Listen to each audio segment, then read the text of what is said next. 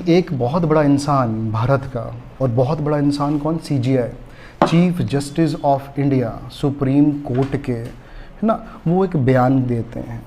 अब बयान के पीछे कारण क्या था, चीज़ें क्या थी, वो ध्यान से समझना, राइट। आपको पता है कोर्ट्स की 3 हायरार्की है। एक लोअर कोर्ट्स होते हैं जिसे हम सबऑर्डिनेट कोर्ट्स भी कहते हैं, जो डिस्ट्रिक्ट कोर्ट्स भी कहते हैं। एक उससे ऊपर हायरार्की आती है हाई कोर्ट्स की, ठीक। इसकी अपील कहाँ जाती है, हाई कोर्ट्स। और जो हाईएस्ट कोर्ट ऑफ अपील है वो है हमारा कौन सा, सुप्रीम कोर्ट।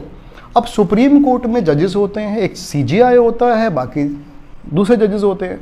अभी क्या हुआ कि एक 2 जजेस की अपॉइंटमेंट आई वहाँ पे, मतलब 2 जजेस को वहाँ पे अपॉइंट करना था। कहाँ पे, सुप्रीम कोर्ट। उसके लिए क्या होता है कि कोलिजियम बैठाया जाता है।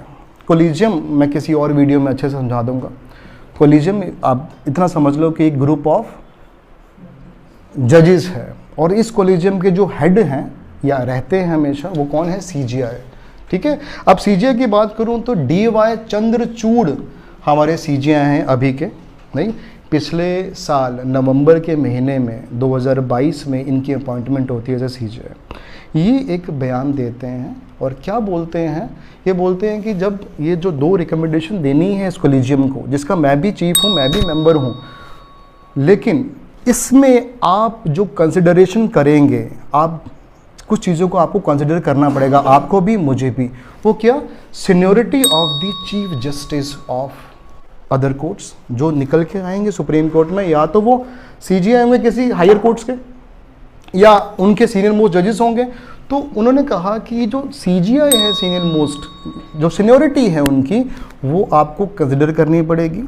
और एक वर्ड यूज़ किया यहाँ पे, हमारा ये जो वीडियो शूट होगी इसी टॉपिक पे होगी, प्यून जजेस। आप प्यून जजेस के बारे भी देखेंगे और इनको कंसिडर करके ही इनकी सीनियोरिटी को हम, ये कोलिजियम रिकमेंड करेगा वो 2 इंसानों को, वो 2 जजेस को सुप्रीम कोर्ट के लिए। अब यहाँ पे एक वर्ड आ गया, प्यून जजेस क्या है ये, ठीक है, तो इसको समझना ध्यान से। अब ये प्यून जजेस है, जिसकी स्पेल है PUISNE, ठीक है, बोला जाता है प्यून जजेस।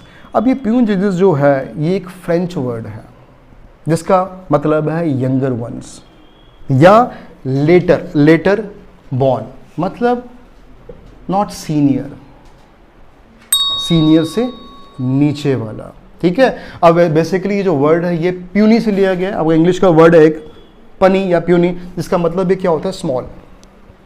हमने पैनी स्टॉक्स भी पढ़ा था ना, पैनी प्यूनी, तो वहीं से लिया गया ये स्मॉल, छोटा जज। अब ये सर, ये जो टर्म है ये यूज़ कब की जाती है, देखो ये जो टर्म है ना तो आप कॉमन बंदा यूज़ करता है, ना हम यूज़ करते हैं, हम जैसे लोग नहीं यूज़ करते आम लैंग्वेज में। ये जो वर्ड है प्यून जजेस का, ये स्पेशली किस लिए बना है, ये जजेस के कंटेक्स्ट में ही यूज़ किया जाता है। किसको रिफ्लेक्ट करता है, सीनियोरिटी ऑफ द जजेस को। अब ये प्यून जज कौन है, इसका मतलब क्या है, प्यून जज वही हुआ कि जो एक सीजीआई है, CGI is the top most जज ऑफ एनी कोर्ट, चाहे वो हाई कोर्ट है चाहे सुप्रीम कोर्ट है। सीजीआई से जो नीचे वाले जज है उसे हम प्यून जज कहते हैं। जब ये चंद्रचूड़ जी ने बात की प्यून जजेस के बारे, एक तो कहा seniority of the CGI chief justice, उसका देखेंगे, और प्यून जज को देखेंगे रिकमेंडेशन के लिए, किसके लिए, सीनियर सुप्रीम कोर्ट के जज बनने के लिए। तो या तो सीजीआई बन के आएगा या प्यून जज, मतलब सीजीआई से नीचे वाला जज बन के आएगा, राइट। अब ये जो वर्ड है प्यून जज, राइट, ये कॉमन लॉ कंट्रीज में ज़्यादा यूज़ होता है, ज़्यादा नहीं मतलब कह लो कि ये वहीं यूज़ होता है, कहाँ पे, कॉमन लॉ कंट्रीज में। अब ये एक नया वर्ड सर समझा दिया आपने, ये क्या पंगा डाल दिया, कॉमन वर्ड, लॉ वर्ड, ये कौन सा। कॉमन लॉ कंट्रीज वो कंट्रीज होती हैं जहाँ पे कॉमनवेल्थ के, या कह लो ऐसी कंट्रीज जहाँ पे यूके का कभी ना कभी डोमिनेशन रहा हो, और ऐसी कंट्री को कहते हैं कॉमनवेल्थ नेशंस। यूके हो गया, और आपका भारत भी उसी का पार्ट है, तो आपका भारत भी कॉमन लॉ ऑफ नेशंस में आता है। सर अब ये कॉमन लॉ क्या है, हम तो पार्ट हैं कॉमन लॉ का, और ये जो टर्म्स हैं यहाँ पे भी यूज़ होती हैं, प्यून जज एंड ऑल दैट, लेकिन ये मतलब क्या है कॉमन लॉ का। कॉमन लॉ का मतलब क्या है कि जब भी कोई जज अपनी जजमेंट देता है, अपना रिटन ओपिनियन देता है, तो वो जो जजमेंट है ना, वो जो ओपिनियन है ना, वो एक लॉ बन जाता है।